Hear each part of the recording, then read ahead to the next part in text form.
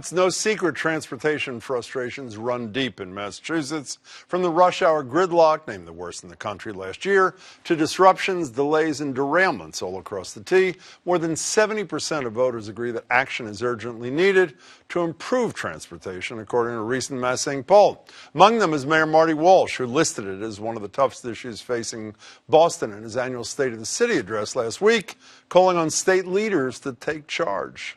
I urge my partners on Beacon Hill, as you take up transportation financing, be bold. Do more than repair a system of the past. Invest in the future of our Commonwealth. Mayors and business leaders and advocates and communities will support you. And if you can't move this forward, let us lead. Mayor Walsh also pledged $100 million in new revenue for Boston Public Schools over the next 3 years and $500 million for affordable housing development over 5 years. He joins me now. Mr. Mayor, it's good to see you. Thanks for having me. So when you said be bold or let us lead, anyone in particular you're talking to? No, just in general. Just really thinking about when I was out in L.A. a few weeks ago, I saw a $120 billion investment they're making to connect all of the areas of Los Angeles County to transit. Voters approved that. Voters approved it. 72% of the voters approved it to raise the sales tax. And I thought to myself, that's what we need. We need a bold investment. We need to. There's been too many conversations, and not just Governor Baker, but before Governor Baker, all the way back for as long as I can remember, issues with the T. Has Governor Baker been bold? I think he's been bold in some ways, but I think we really need to go all in. I think we have to do more than fix the switches and fix certain lines. I think we have to fix the whole system. When you look at the spider map, the map that you look at MBTA, we need to renovate and reconstruct that whole thing, as well as expanding commuter rail. You know, two of the three major areas that you focused on, I know you talked about a lot: housing, transportation. We'll get to education if we have time in a minute. Need Beacon Hill not to give you anything specifically, except the power to give yourself kinds of things under these so-called home rule petitions. What is the argument against any one of the 351 cities and towns if they want to raise taxes, if they want to have liquor licenses? Why should Beacon Hill stick their nose in this? You know, I'm not sure why it's there. Even when I was there, I was a member of the legislature for 16 years, and occasionally it was mostly over liquor licenses that the city would come up to us. There wasn't a big push like we're pushing, but I think in a lot of these different areas, I think we should have the ability to take our own responsibility in cities and towns. When you think about, when I think about the way we run our city, very fiscally strong city, we're able to do it. And I think if the State House gave us the authority in the tax alone, we'd be able to raise revenue to invest in housing, invest in transportation, invest in other areas of government. Did you ever vote against the home rule petition when you were a state legislator? No, I don't remember. I don't think I ever did. But normally they didn't get to the floor. It usually was. I mean, if the speaker of the Senate. Well, it wasn't just that. I mean, a lot of home rule petitions came in front, and you never voted against. When a city and town wanted something, you didn't vote against it because you were giving that city the authority to do what they want to do. Let's talk about housing for a minute. You were sort of channeling Jimmy the Rent is Too Damn High McMillan the other night, the guy who ran for everything in New York State, saying that you've done much, you said, but there's still too high. Rent and homeowners' prices are still too high for many people. $500 million. But again, part of that is dependent on this 2% real estate transfer tax on residents or property over $2 million, right? Yeah, it could be almost half of it, half of the $500 million. So you can't do what you're promising to do in the legislature gives you the power. Until we get that piece of legislation. Do you have any indication they will? I'm hoping they do. I mean, I have not had a sit down. I'm going to sit down with the leadership in the House and the Senate and the committee chairs. The other night, Mark Cusack was at the speech. He was the chairman of that committee, and we talked briefly on the floor after my State of the City. And hopefully, again, that is not a tax vote for the legislature. That simply is giving us the authority to be able to raise the revenue we want to raise. We don't even have to go up to 2%. We can do certainly 1% on the transfer tax. That'll give us about $65 million a year times 5. That hits our goal. And have you spoken to Governor Baker about that or no? We've talked briefly. I have a meeting with him this week. Any indication that he's... No, not yet. I mean, again, he signs it when he gets to the first hurdle is to get to the legislature, and then onto the governor's desk. Let's talk about rent. You're doing, part of your proposal is city rent vouchers, which is very unusual in America. There are very few cities, if any, that are doing city rent vouchers, correct? Yeah. But I want to talk about rent control, which we've discussed a lot, including when you did a debate right down the hall with your opponent, Tito Jackson, last year.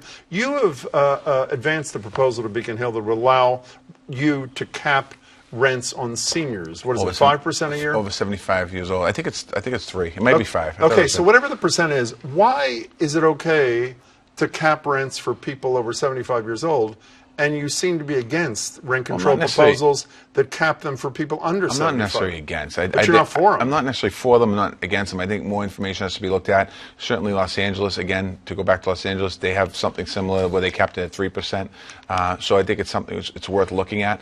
But the issue also is, and I said this with you on the radio the other day, it's about supply and demand as well. It's not just about rent control right now. It's also about creating more supply. The demand is so high. So it's not simply, a lot of people think that the silver kind of bullet fix is rent control. That's not the silver bullet fix. It's because we have such a demand for people moving into the city of Boston. So it has to be a little bit of both.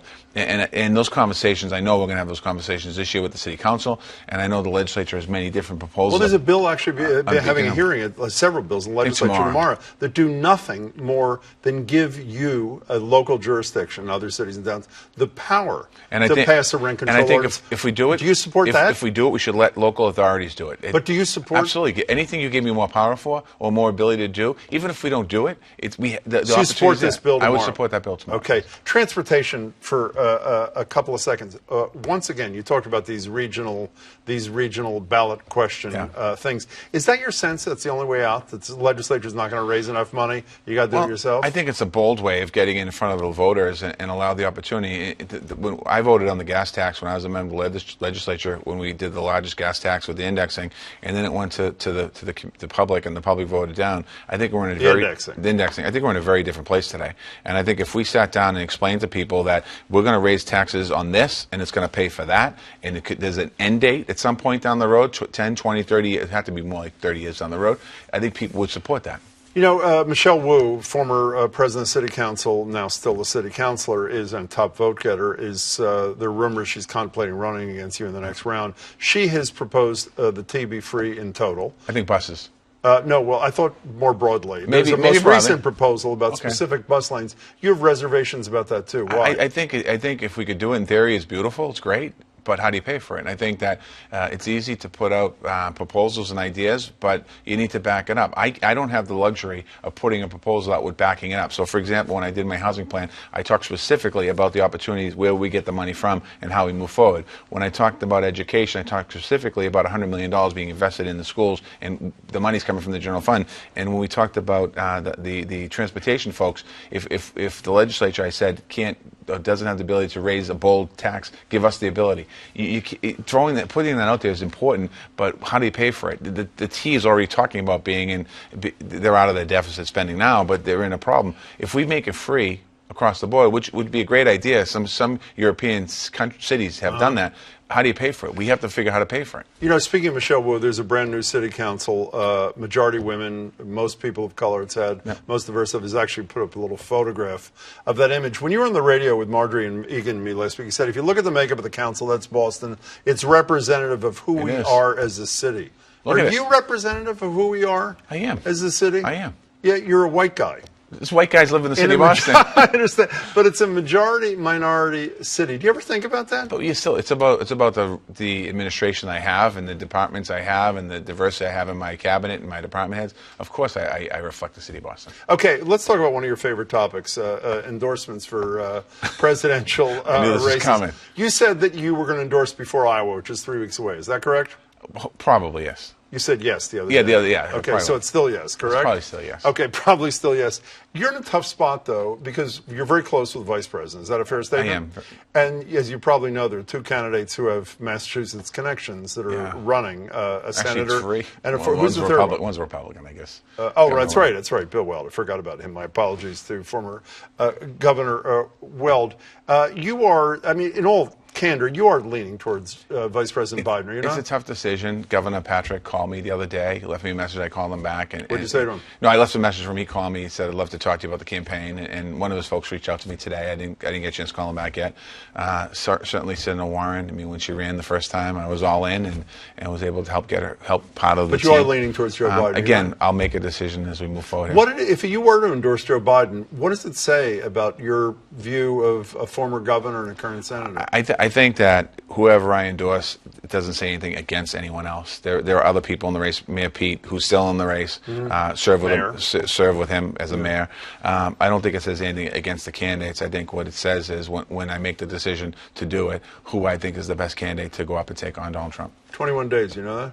It's 21 days. Before Iowa, correct? It's fast, right around the corner. Before Iowa? Is it right? Yeah, and then New Hampshire's right behind it. I know that. Thank you, Mr. Mayor. It's great to Thank see you. Thanks so much, Mayor Marty Walsh.